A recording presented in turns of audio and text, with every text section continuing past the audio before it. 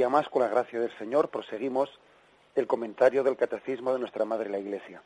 Comienza esta segunda parte explicativa de la celebración del misterio cristiano con este primer título, Razón de ser de la liturgia. Y dice el punto 1066. En el símbolo de la fe, o sea, en el credo, la Iglesia confiesa el misterio de la Santísima Trinidad y su designio benevolente sobre toda la creación. El Padre realiza el misterio de su voluntad, dando a su Hijo amado y al Espíritu Santo para la salvación del mundo y para la gloria de su nombre. Tal es el misterio de Cristo, revelado y realizado en la historia según su plan, una disposición sabiamente ordenada, que San Pablo llama la economía del misterio, y que la tradición patrística llamará la economía del Verbo encarnado o la economía de la salvación.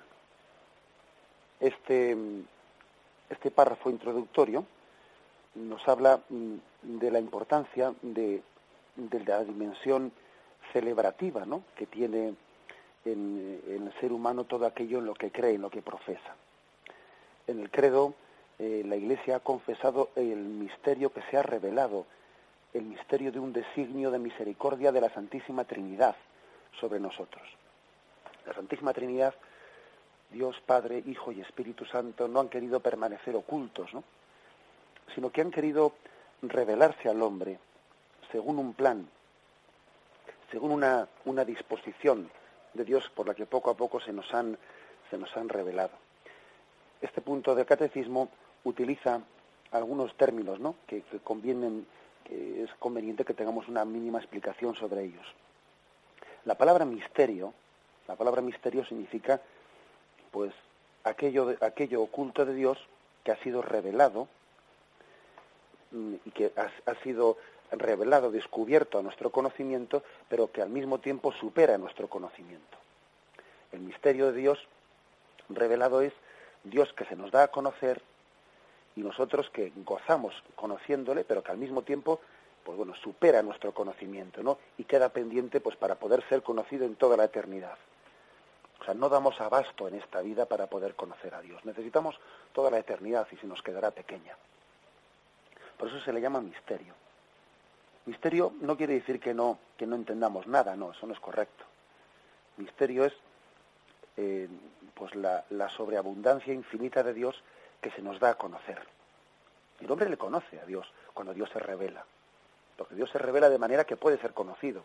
Ahora, es tal el misterio, es tan grande, ¿no?, eso que Dios nos da a conocer, pues que al mismo tiempo que le conocemos, pues todavía nos queda mucho más por conocer, ¿no? Dios que se da a conocer, pero que supera nuestro conocimiento, y queda pendiente de que en la visión de Dios continuaremos ese proceso por toda la eternidad. Y ese conocimiento de Dios, pues tiene un designio ordenado. Como Dios es consciente de que el hombre no puede conocer de golpe, ¿no?, intuitivamente no podemos conocer a Dios, ¿no? El conocimiento de Dios sí es intuitivo, él de un golpe, de un momento, instantáneamente lo conoce todo. Nosotros, sin embargo, necesitamos un proceso en el que poco a poco vamos adentrándonos y no terminamos nunca, ¿no?, de conocer a Dios.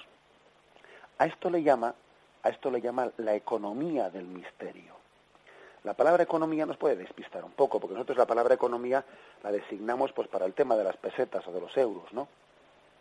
Quitemos eso de la mente, porque en la Sagrada Escritura, cuando se habla de la economía de la salvación o de la economía del misterio, se refiere al plan, al designio pedagógico de Dios, a la disposición ordenada por la que Dios poco a poco se va dando a conocer al hombre. Luego, la economía del misterio es que Dios desde toda la eternidad tuvo, ¿no?, pues un plan de darse a conocer al hombre. Pedagógicamente, paulatinamente, de una manera ordenada, Dios va dando a conocer. Luego, esto que llamamos economía del misterio, economía de la salvación, es como el plan de Dios, el plan ordenado de Dios, de irse poco a poco haciéndose cada vez más conocido, cada vez más familiar para el hombre. Bien, eso es algo que se expresa en la liturgia. La razón de ser de la liturgia es ir recogiendo, ir expresando ese proceso de Dios por el que cada vez se ha ido conociendo, se ha ido dando a conocer con mayor claridad. La liturgia es como la plasmación en la oración de ese proceso de Dios que con paciencia cada vez se ha ido descubriendo más. Es como cuando un pintor va plasmando en un cuadro eso que está viendo, lo que está sucediendo delante suyo. También la Iglesia plasma en la liturgia ese proceso de Dios que poco a poco, ¿no?, lo va plasmando, lo va desarrollando, lo va explicitando a lo largo del paso de los siglos. Hay que decir que el hombre, el ser humano, es un ser social y es también un ser celebrativo. Todas las culturas han sentido la necesidad de celebrar las cosas, de expresar eso en lo que creen, eso que ha ocurrido en ellos. Todas las culturas. Cuando Cristóbal Colón pues llega a América, se encuentra allí también unas culturas que celebran una serie de acontecimientos, ¿no?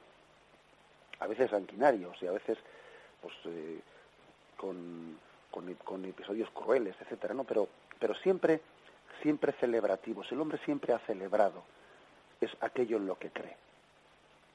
Entonces es bueno que subrayemos esto, porque hoy en día padecemos un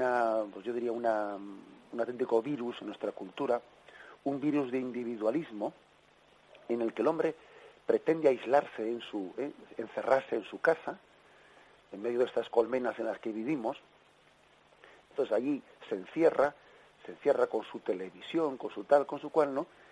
Y entonces se olvida de la dimensión comunitaria de la vida, de la dimensión celebrativa de la vida, y pierde, ¿no?, se despersonaliza en nuestras grandes urbes. No pasa así tanto en el mundo rural, pero en el mundo de las urbes el hombre se encierra en sus pisos, no sabe ni lo que ocurre en la casa de al lado y se olvida de esa dimensión comunitaria y celebrativa que tenemos. Entonces hay personas que dicen, bueno, yo creo en Dios, pero yo no necesito expresar mi fe, yo no necesito de ninguna liturgia, yo no necesito de ir a la iglesia para creer. Me basta en mi interior, en el interior de mi casa, de mi hogar allí. Y eso es absolutamente falso. O sea, eso es cuando el hombre se desarraiga de su dimensión social, se empobrece tremendamente, se empobrece. Y es que además lo podemos comprobar. Veamos, o sea, es bastante fácil de comprobar cuál suele ser pues el proceso que se desencadena en una persona una vez que se va aislando. Es como una escalera en la que se van bajando escalones. Primero dice una persona, yo soy católico practicante, bueno, pero luego dice, yo soy católico no practicante. Bueno, al cabo de una temporada bajará un escalón más y dirá, yo creo en Dios pero no creo en la Iglesia. Bueno, al cabo de una temporada bajará un escalón más y dirá, yo creo en algo tiene que haber pero no sé lo que es.